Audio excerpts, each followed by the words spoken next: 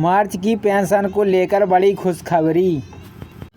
Hello दोस्तों, नई video में आपका स्वागत है। दोस्तों मेरे चैनल पर बने रहें और अधिक से अधिक सब्सक्राइब करें। तो मार्च की पेंशन कब आएगी खाते में, इसको लेकर पेंशन भोगियों में असमंजस की स्थिति है। आखिरकार आज 31 तारीख हो गई है, लेकिन उनकी पेंशन उनके खाते में नहीं आई है। ऐसे में पेंशन भोगी घबरा रहे हैं कि आखिरकार इसका क्या कारण है। पेंशन भोगियों को अब चिंता करने की जरूरी नहीं है, वे बिल्कुल निश्चित हो जाएं, क्योंकि केंद्र सरकार ने पेंशन भोगी भ्रम को दूर कर दिया है। मार्च की पेंशन के साथ साथ केंद्र सरकार ने बैंकों को महत्वपूर्ण निर्देश जारी किए हैं, जो हर पेंशन भोगी को जानना बेहद जरूरी है।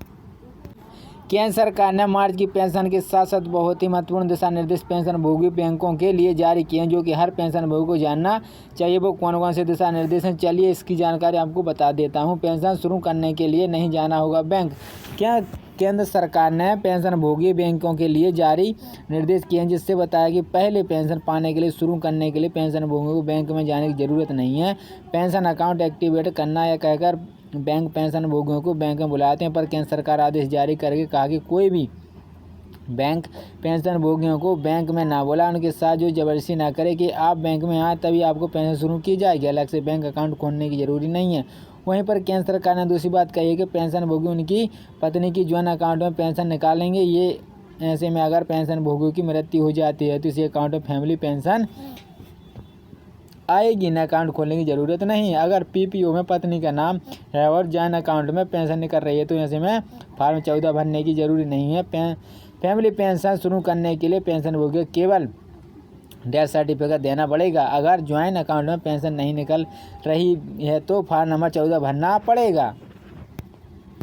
नॉन अर्निंग सर्टिफिकेट के नॉन मैरिज डिक्लेरेशन जमा करना होगा। केंद्र सरकार ने स्पष्ट किया कि पत्नी के अलावा अगर किसी दूसरे की फैमिली पेंशन मिलती है, जैसे कि बच्चे हों, तो ऐसे में नवंबर महीने में उनको नॉन आर्टिकल सर्टिफिकेट जमा करना पड़ेगा। इसके साथ साथ केंद्र सरकार ने स्पष्ट किया है कि हर 6 महीने पर नॉन मैरिज का डिक्लेरेशन भी देना पड़ता है।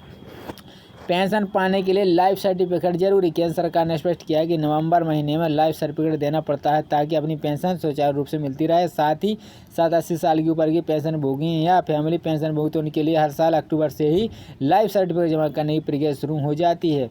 डिसेबिलिटी सर्टिफिकेट जमा करना होगा। यहाँ पर केंद्र सरकार ने स्पष्ट किया कि अगर फैमिली पेंशन डिसेबल यानी कि दिव्यांग हैं, अगर दिव्यांग अस्थायी यानी टेम्पोरेरी हैं, तो अगर 5 साल पर डिसेबिलिटी सर्टिफिकेट भी जमा करना होता है, तभी जाकर आपकी पेंशन सुचारू रूप से आपको मिलती है। कम्युनिकेशन बहाली होगी ऑटोमेटिक। कम्युनिकेशन की बहाली को लेकर केंद्र सरकार ने स्पष्ट किया कि कम्युनिकेशन की बहाली ऑटोमेटिक होगी। कम्युनिकेशन जिस तारीख से करी गई उस तारीख से 15 साल पूरे होने के बाद बैंक खुद इसकी बहाली करेगी।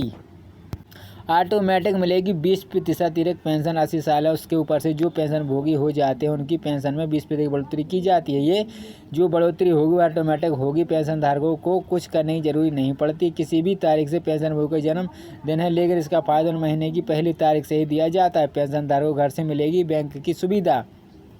सरकार ने स्पष्ट कर दिया है कि पेंशन भोगी अगर लाइफ सर्टिफिकेट भर नहीं पाते तो उनके लिए डेस्कटॉप की सुविधा प्रोवाइड की गई है। डेस्कटॉप के माध्यम से बैंक के कर्मी डाकिए आपके घर पर आकर सर्टिफिकेट भरेंगे। साथ ही साथ फेस्ट ऑथेंटिकेशन के माध्यम से लाइफ सर्टिफिकेट घर से ही भरा जाएगा। पेंशन भोगियों को कहीं भी आने जाने की जरूरत नहीं पड़ेगी। मार्च की पेंशन को लेकर केंद्र सरकार ने दूर किया भ्रम।